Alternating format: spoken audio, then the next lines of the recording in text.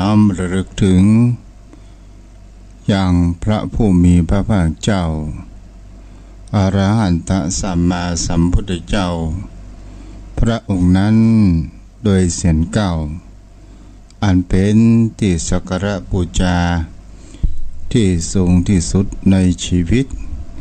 ของมวลมนุษย์และเทวดาทั้งหลายและขอถวายความนอบน้อมมายังครูบาอาจารย์พระเถระเจ้าพระภิกษุสงฆ์สามเณรและขอเจริญพรมายังพ่อหม่อนแม่หม่อนพ่ออุ้ยแม่ป้าโยมพ่อโยมแม่ท่านผู้มีบุญทุกท่านที่ติดตามรับฟังธรรมะยามดึกยามเย็นจากทุเจ้าวัดทุ่งปะเก็ดทางสถานีวิทยุเพื่อการศึกษาพระพุทธศาสนาและวัฒนธรรม 104.5 เมกะเฮิรตซ์แห่งนี้วัดฝ่ายหินโดยความเมตตาธรรมจากท่านผู้อำนวยการท่านพระครูสมุพิศวัตรวรกิจโจผู้อำนวยการสถานีวิทยุ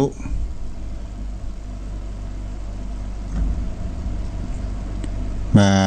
ในนามของคณะสงฆ์จังหวัดเชียงใหม่และคณะสงฆ์อำเภอสันทรายมาอยู่เป็นกู้โยมพ่อโยมแม่ทุกยามค่ำคืนของวันพุธวันนี้เราก็มาอยู่กับกันประมาณชั่วโมงหนึ่งตั้งแต่4 ทุ่มจนถึง5 ทุ่มโดยประมาณโยมพ่อโยมแม่วันนี้หน้าร้อนก็ผ่านไปแห่งวันหนึ่งจะหันได้ว่าวันนี้เป็นวันสุดท้ายแห่งเดือนมีนาคมพุทธศักราช 2564 ก็จะผ่านไปแห่งวันพรุ่งนี้ก็จะเข้าสู่วันที่1ก็คือตอนเที่ยงคืนของวันนี้แห่งปัจจุบันเราก็จะเข้าสู่คำว่าวัฒนธรรมและประเพณีปีใหม่เมือง ถึงปีนี้เพิ่นบ่ได้ได้เล่นน้ำสาดน้ำกันแต่สามารถที่จะมาวัดมาวาและส่งน้ำพระพุทธปฏิมาขอพรจากพุทธปฏิมาขององค์สมเด็จพระสัมมาสัมพุทธเจ้าและขอพรจากพระสงฆ์องค์เจ้าได้วันนี้สถาญาติโยมทั้งหลายตัวเจ้าก็ได้มาอู้ถึงเกี่ยวกับกาลเวลาถ้าเราลองดูนาฬิกาเป็นสิ่งที่เราสามารถที่จะนำมาเป็นธรรมะเกิดขึ้นกับจิตใจของคนเราได้ก็คือหมายถึงคำว่าที่อู้ถึงคำว่านาฬิกาเราจะหันได้ว่านาฬิกามันก็จะมีการที่เดินไปผ่านไปจนหมดทันแต่นาฬิกาที่มีคำว่าไขลานก็จนหมดลานมันก็จะหยุดไปเองชีวิตของคนเรานั้นก็เช่นเดียวกันมันก็มีการเดินทางไปทุกขณะเวลาเราก็จะหากันได้ว่าตอนนี้เป็นกลางคืนวันพรุ่งนี้ก็เป็นพระอาทิตย์สัดส่องขึ้นมาแห่งใหม่และกับผันเวียนเปลี่ยนไปเป็นเจ้าบ่ายแล้วก็ข้ามไปโดยอัตโนมัติที่ว่าเรียนรู้ตามนาฬิกาก็คือเรียนรู้คุณค่าแห่งการเวลาในการอยู่กับปัจจุบันเป็นสิ่งที่คนเหล่านั้นสามารถที่จะนำมา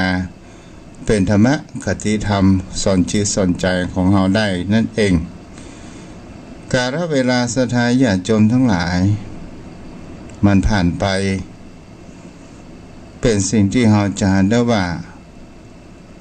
เวลาเป็นสิ่งที่มีค่าภายในใต้ดวงอาทิตย์ดวงนี้บ่มีการสูญเสียใด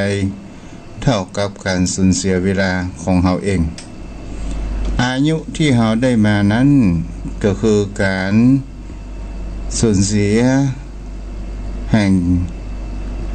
ชีวิตของคนเราไปแต่ละวันเกิดขึ้นนี่ก็เป็นสิ่งที่จะเห็นได้ว่าเราจงสร้างคุณค่าแห่งกาลเวลาของคนเราที่เรายังเหลืออยู่จงให้มีคุณค่าในที่นี้ก็คือหมายถึงก็ว่าเราจงรีบขนขวายในการกระทำบุญในสิ่งที่เราว่า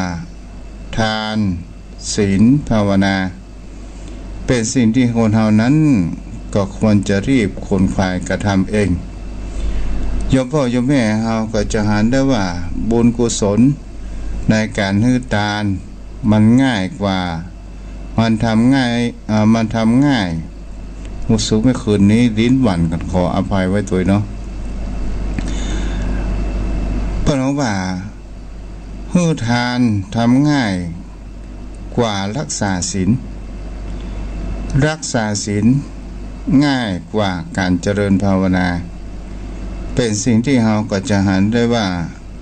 การให้ทานนั้นโยมพ่อโยมแม่เราก็ลองสังเกตถ้าหมู่บ้านใดมีงานฉลองงานไปหลวงส่วนใหญ่เราก็จะให้ทานกันเป็นส่วนใหญ่ศีลเราก็ฮับเพียงแค่ลมปากตะอั้นพ้นประตูวัดเราก็เอาพริกขึ้นให้ทุกเจ้าทั้งหมดเป็นสิ่งที่เราก็จะเห็นได้ว่าเราให้ทานมันง่ายกว่ารักษาศีลเพราะว่าการรักษาศีลนั้นมันยากมันเริ่มทวนกระแสถามว่าการให้ทานมันทวนกระแสจิตใจหรือไม่ทวนแต่เราจะให้ได้ตามเต่าที่เราสามารถที่เราจะกระทำได้การให้ทานนั้นเราก็จะเห็นได้ว่ามันก็จะเสียซึ่งเหตุผลอะไรอย่างก็คือความตนีในจิตใจของคนเราจะฮื้อมาฮื้อจะฮื้อมาฮื้อจะตานนักหรือตานน้อยจะตานนักก็กลัวมามีกินอย่างนี้เป็นต้นนี่เราก็จะเห็นได้ว่าบางคราวเราฮื้อตานนั้นมันก็ยากเช่นเดียวกันและเราก็ต่อมาเราก็ลองมาดูว่าระหว่างทานกับศีลเราจะฮื้อทานมากกว่ารักษาศีลเพราะว่าการรักษาศีลนั้นมันมีคำว่าเว้นสิ่งที่มันเป็นตัวทำให้ยั่วพูดคำว่าที่มันยุโยงกิเลสของเรานั้นฟุ้งเกิดขึ้นนั่นเองแต่ถ้าว่าเราทำได้เรารักษาได้มันก็จะทำให้เรานั้นมีความสงบสุขเกิดขึ้นในจิตใจและครอบครัวและสังคมของเราต่อไปภาวนาศรัทธาญาติโยมทั้งหลายภาวนาเป็นการสิ่งที่เราจะเห็นได้ว่าเป็นการเรียนรู้อยู่กับจิตของตัวเองอยู่กับที่เขาว่าอยู่ตัวกับของตัวเองเราจะได้ศึกษาจิตใจของคนเราเองว่าสิ่งที่เราจะเห็นได้ว่าอารมณ์แห่งความสงบเป็นสิ่งที่เราจะเห็นได้ว่ามันก็จะต้องมีคำว่าทวนกระแสแห่งคำว่ากิเลสต่างๆก็คือหมายถึงคำว่าเฮาปฏิบัติตามจิตใจของมันนั่นเองสิ่งที่เราจะเห็นได้ว่าจิตใจเรานั้นมันชอบกิเลสตัณหาต่างๆนานาสิ่งที่มันยั่วยุมันหันแล้วมันก็จะไปแต่ถ้าว่าเราเจริญสมาธิวิปัสสนาหรือว่า กรรมฐานเราก็จะเห็นว่ามันมีความฝืดเครื่องทวนกระแสของจิตในจิตใจของคนเรานั่นเองแต่ถ้าว่าบุคคลที่ทำได้ถือว่าเป็นผู้มีความชนะจิตใจของตัวเองและจะเห็นได้ว่าจิตใจของเขานั้นมันก็จะมีคำว่าสติเกิดขึ้นและมีการคอยเบรกบ่ให้เฮานั้นพลาดพลั้งเผลอไปลงไปอยู่ใต้อำนาจของกิเลสตัณหาต่างๆ นี่ก็คือคุณค่าของการเวลาที่เฮาเกิดมาโยมพ่อโยมแม่เป็นสิ่งที่เฮาจะหากันได้แห่งประการหนึ่งว่าเมื่อเฮาน้อยๆโยมพ่อโยมแม่เฮาก็ลองสังเกตเมื่อบางคนก็มีโอกาสที่เล่าเรียนเรียนหนังสือกันมีโอกาสดีๆแต่บางคนมามีโอกาสในการเล่าเรียนแต่อยากจะเรียนก็เป็นสิ่งที่เราก็จะหันแหมประการหนึ่งว่าคนที่มีฐานะอันมีจะกินพ่อแม่ส่งเล่าเรียนแต่บ่เข้าเรียนขี้ค้านแต่คนที่อยากจะเรียนขนาดเพื่อจะผลักดันตัวเองให้มีความรู้และมีวิชาความรู้เพื่อที่จะเป็นใบเบิกทางทำมาหากินในอนาคตแต่เงินทองบ่มีพ่อแม่นั้นก็ยังสามารถที่จะส่งเราเรียนได้เพิ่นเขาว่ามีความว่าแรงผลักดันแต่คนขี้ค้านศรัทธาญาติโยมทั้งหลายสบายเมื่อหนุ่มกุ้มใจเมื่อแก่หันเพื่อนหันฝูงเป็นครูบาอาจารย์เป็นทำงานราชการต่างๆมองย้อนหลังไปตัวเก่าเพราะว่าความขี้ค้านเลยมามีใบเบิกทางที่จะหาความรู้ใส่ตัวเพื่อที่จะเป็นราชการต่างๆอย่างนี้เป็นต้นเนาะโยมพ่อโยมแม่ก็คงจะเข้าใจถ้าเฮาอู้ดังธรรมก็คือหมายถึงคำว่าเมื่อเฮามีพละกำลังมีวิชาความรู้มีพละกำลังเฮาเดินสบายแต่บ่ไปวัดบ่ไปวามักอ้างว่าคนไปวัดไปวาเป็นเรื่องของคนเฒ่าคนแก่และอยู่แม้วันหนึ่งเฮาเฒ่าแก่แล้วก็ยังบ่เข้าวัดเข้าวาเตื้อก็ยังมีคำว่ามีความมองว่าไปวัดจะเงี้ยหยังจะทำอย่างใดก็เลยบ่กล้าไปศรัทธาญาติโยมทั้งหลายบางคราวก็ไปส่งแม่บ้านไปถึงตีนก็ได้วิหารแล้วก็ไว้ปิกพอถึงเวลาที่แม่บ้านจะกลับก็มาฮับบางคนบางท่านก็มารอปูจาของกินเพื่อที่จะเอาไปคั่วโฮอย่างนี้เป็นต้นน่าโยมพ่อโยมแม่เนาะเลย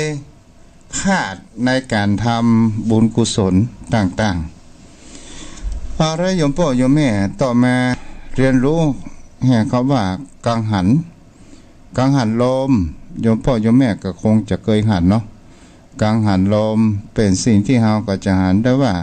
มันก็เหมือนที่กังหันวิทย์น้ำก็ถามกังหันลมที่เปิ้นผลิตกระแสไฟก็ถามและเราจะหันได้ว่าเราลองมาเก็บเรียนรู้ว่ากังหันเหล่านี้มันมีความว่าหมุนเวียนเปลี่ยนไปเป็นสิ่งที่คนเราจะหันกันได้ว่าวิถีชีวิตของคนเรานั้นหมุนเวียนเปลี่ยนไปบางวันก็อารมณ์ดีสบายจิตใจบางวันก็สนุกสุขเสริญบางวันนั้นก็มีแต่ความเศร้าโศกเสียใจ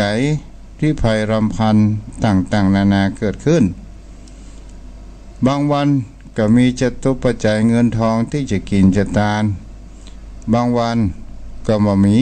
เหลือก็น้ำถ้วยน้ำพริกตาแดงจิกินประทังชีวิตตลอดจนถึงสมัยเมื่อแต่ก่อนนี่ตู้เจ้าก็ยังอันนี้เด้อถ้ามามีอะไรอย่างจะกินมีแม่หุงข้าวอย่าให้ได้กินข้าวกับน้ำตาลพ่องมันก็ลำไปอย่างนะสดาญาติโยมทั้งหลายบางเตื้อก็น้ำป่าเนาะมันก็กินได้มันก็ง่ายอยู่เลยมันเป็นสิ่งที่เราก็จะกันได้ว่าสิ่งนี้มันหมุนเวียนเปลี่ยนไปบางวันก็กินลาบบางวันก็กินแกงแค่บางวันก็สะปะบางวันก็จอผักกาดบางวันหน้านี้ก็เป็นหน้าที่จะหันได้ว่าเป็นหน้าพักหวานพ่องมดส้มพ่องมีหลายอย่างหลายไปนี่ก็คือเราจะหันได้ว่ามันก็หมุนเวียนเปลี่ยนไปอย่างนี้อยู่ตลอดวิถีชีวิตของคนเรามันก็มีวันเปลี่ยนแปลงไปอยู่สม่ำเสมอโยมพ่อโยมแม่เราก็จะหันกันได้เป็นสิ่งที่เราจะหันได้ว่าความหมุนเวียนเปลี่ยนไปแห่ง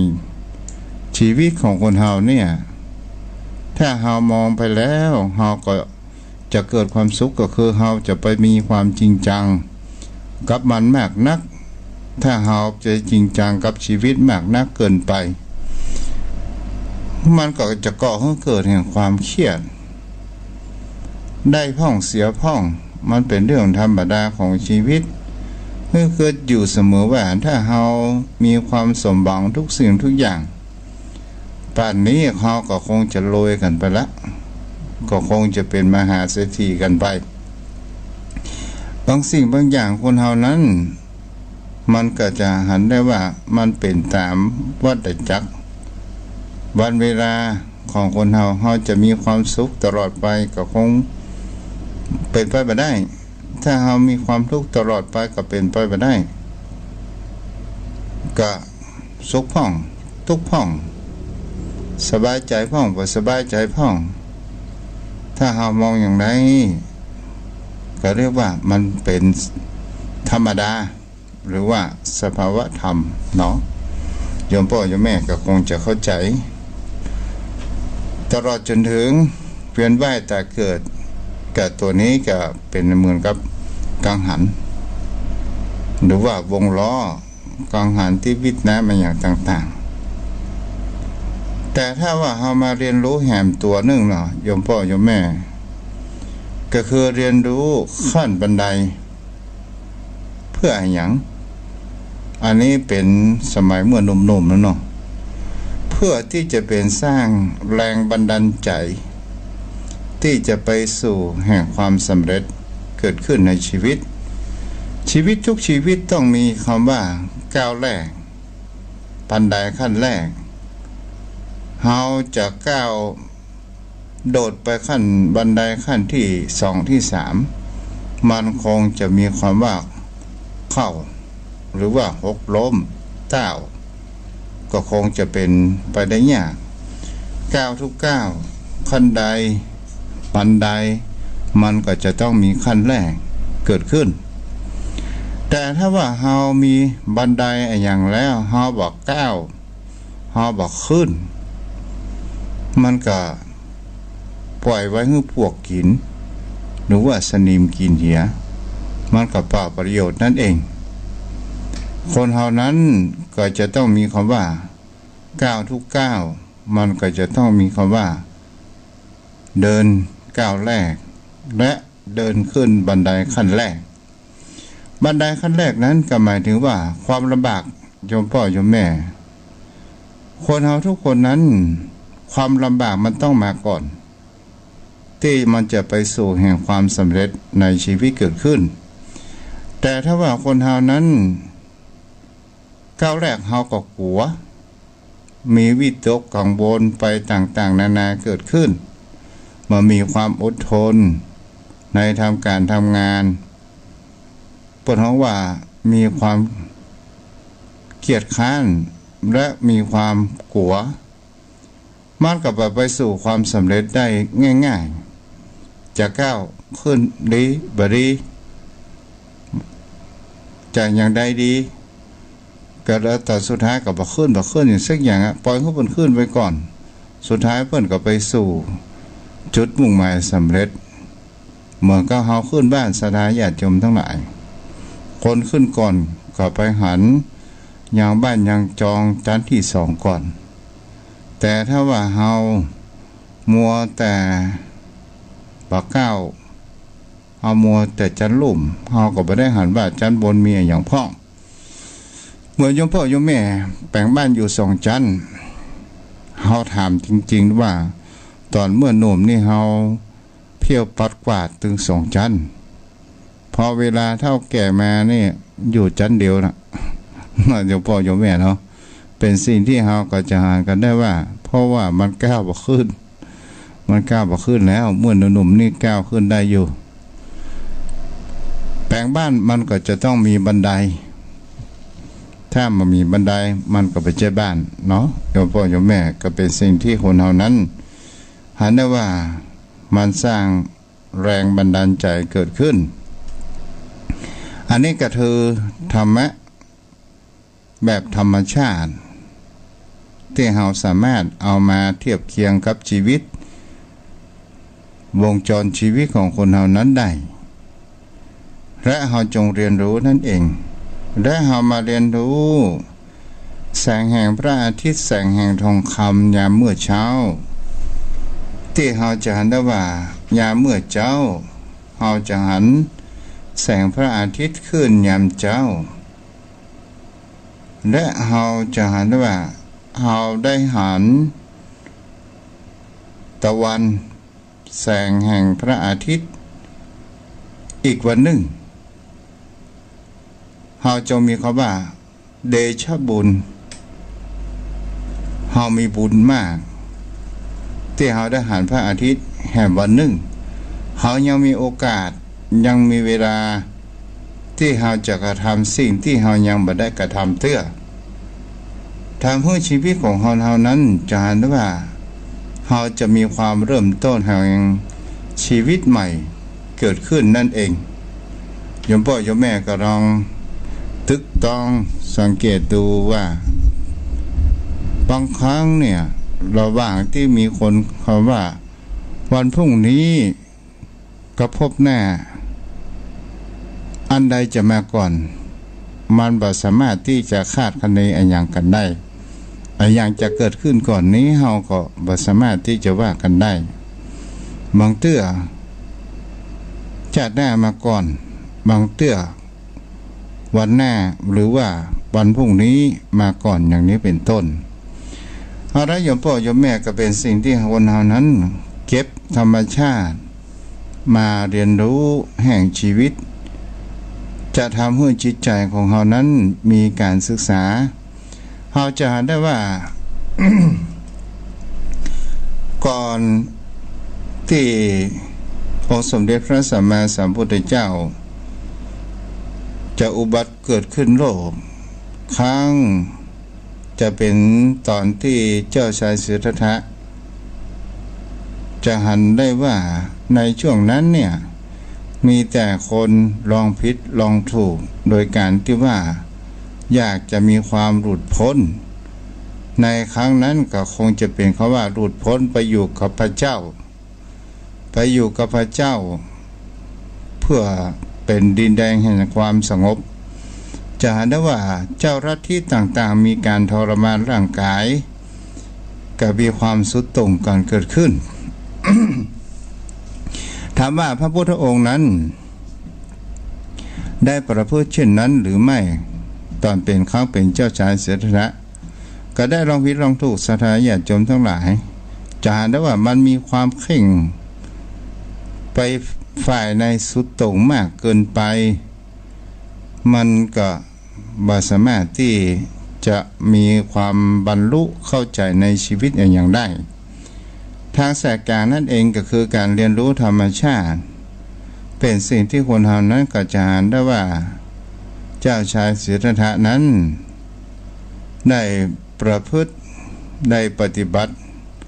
ทางจิตก็คือ ทางสายกลางนั่นเองก็คือมัชฌิมปฏิปทาแล้วรักคำสอนของพระพุทธองค์นั้นส่วนใหญ่เป็นธรรมชาติแม้กระทั่งประวัติขององค์สมเด็จพระสัมมาสัมพุทธเจ้าครั้งประสูติกับป่าไม้ก็คือป่าลมพินีครั้งตรัสรู้ก็ตรัสรู้ที่ร่มไม้สัทธาญาติโยมทั้งหลายเฮาก็จะเห็นได้ว่าเจ้าชายสิทธัตถะตรัสรู้เป็นพระสัมมาสัมโพธิญาณกับต้นใต้ต้นไม้สี่มหาโพธิ์และผู้คนทั้งหลายก็ได้สักการะบูชาต้นสี่มหาโพธิ์มาจนถึงวันนี้และครั้งปรินิพพานสัทธาญาติโยมทั้งหลายกับปรินิพพานที่ป่าไม้ต้นไม้สาระก็เป็นสิ่งที่เราก็จะหันกันได้ว่านี่แหละจะหันได้ว่าพระพุทธองค์ก็เก็บสิ่งที่มันเป็นความธรรมชาติเกิดขึ้นสิ่งที่จะหาแน่นอน ขออภัยไว้ตัวสิ่งที่พระพุทธองค์อยากจะค้นคว้าว่าเบื้องหลังแห่งการเวียนว่ายตายเกิดเนี่ยมันมีอะไรอย่างอยู่แล้วจะหันได้ว่าถามในฉันนะว่าเราจะเอาชนะความตายเหล่านี้ได้อย่างไรก็คือการแสวงหาความหลุดพ้นออกจากเป็นนักบวชหรือดาบสนั่นเองพระองค์นั้นก็ได้สละทุกสิ่งทุกอย่างออกพเนจรเขาเป็นเจ้าชายสิทธัตถะจะหันได้ว่าที่เราไปเรียนตามครูบาอาจารย์ต่างๆแต่ละสำนักนั้นมันก็เป็นเพียงแค่ความสุดตรงและก็มหาว่ามันจะก่อให้เกิดแห่งความหลุดพ้นในอย่างเกิดขึ้นได้และเราก็จะหันกันได้ว่าพระองค์ความเป็นเจ้าชายสิทธัตถะก็ลองมาบำเพ็ญทางจิตจะหันได้ว่าแท้ที่จริงธรรมะมันก็อยู่ธรรมชาตินั่นเองนี่แหละศรัทธาญาติโยมทั้งหลายนี่เราก็ลองเก็บธรรมชาติเกิดขึ้นเราก็จงเรียนรู้กับมันนั่นเองและสิ่งที่มันเกิดขึ้นอยู่กับบนโลกใบนี้แหละศรัทธาญาติโยมทั้งหลายมันคืออะไรอย่างเป็นสิ่งที่เราก็จะหันกันได้ว่ามาจนถึงวันนี้เราก็จะหันกันได้ว่าการแข่งแย่งชิงดีชิงเด่นการเห็นแก่ตัวการโลภการอยากจะมีอำนาจไปต่างๆนานาเกิดขึ้นเราจะเห็นได้ว่าสิ่งเหล่านี้มันก่อให้เกิดแห่งความหลงเราจะเห็นได้ว่าบุคคลที่มีอำนาจล้วนแล้วแต่จะมีอวิชชาปิดปัญญาของเขานั่นเองเราจะเห็นกันได้ว่าเขาเหมือนว่าจะมีอำนาจเมื่อมีอำนาจชี้เป็นชี้ตายกับผู้อื่นได้ถามว่าตัวเองนั้นจะมีความรอดหรือไม่มันก็บ่สามารถที่จะรอดตายได้เหมือนกันทุกคนเนี่ยก็เป็นสิ่งที่เราจะเห็นได้ว่าความมืดบอดทางจิตใจนั่นเองที่ว่าพระพุทธองค์นั้นเรียกว่าอวิชชาความมืดบอดศรัทธาญาติโยมทั้งหลายเราก็ต้องสังเกตดูดีๆว่า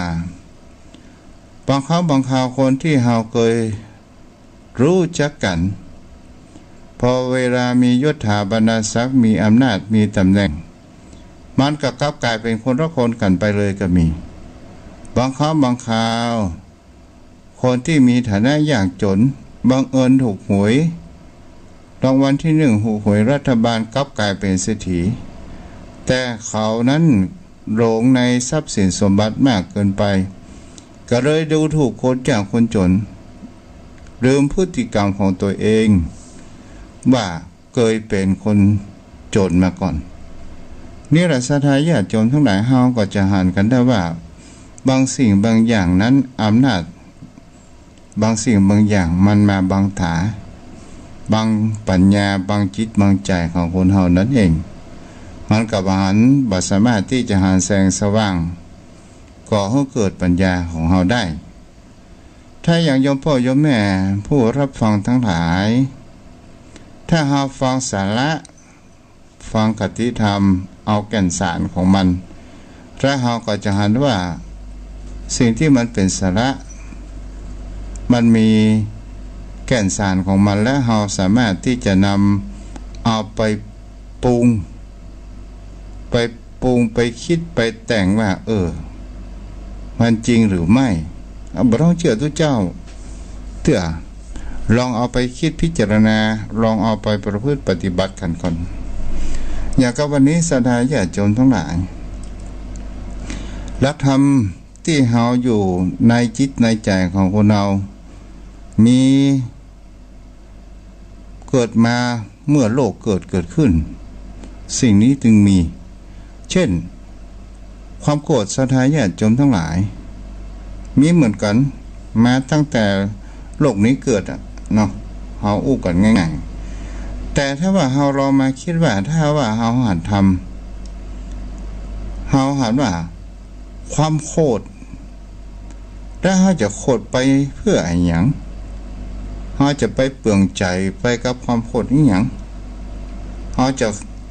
โกรธแล้วเฮาจะไปแค้นเปลืองเวลาอีหยังศรัทธาญาติโยมทั้งหลายถ้าเฮาโกรธเฮาแค้นมันมามึกอยู่ในจิตในใจเปิ้นฮ้องว่าเป็นความเครียดสะสมเฮาโกรธไปมันก็บ่ยังดีก็ยังเกิดขึ้นเฮาหันหน้ากันเฮาบุญปากใส่หรือว่าเขาโกรธเฮาบุญปากใส่เฮาแต่ถ้าว่าเฮาลองมาคิดพิจารณาดูว่าถ้าว่าเฮาบ่โกรธบ่มีความอาฆาตแค้นเฮามีแต่ความอาภัยมีแต่ความเมตตาให้กันต่อกันและกันและเฮาก็จะหันกันได้ว่าเพื่อหยังเพื่อไผเฮาบ่ใช่เพื่อไผล่ะก็เพื่อเฮาและศรัทธาญาติโยมโยมพ่อโยมแม่เพื่อจิตใจของเฮานั่นเองเพื่อจิตใจของเฮาอย่างใดก็คือเฮาจะบ่มีเฮาบ่ได้เก็บความโกรธความอาฆาตวาดร้ายให้เกิดขึ้นเฮามีแต่อภัยและเฮาก็จะหันกันได้ว่าความอภัยทำให้จิตใจของเฮานั้นฟูทำให้จิตใจของเฮานั้นมีความสบายเกิดขึ้นโยมพ่อโยมแม่ก็ลองเอาไปคิดพิจารณาดูกันเนาะเพราะวันนี้ ดึกพอสมควรไปก็มันก็เดี๋ยวจะลงมาได้เนาะแล้วโยมพ่อโยมแม่ที่อยู่ทางบ้านก็สามารถที่จะโทรเข้ามาได้เด้อ0631639950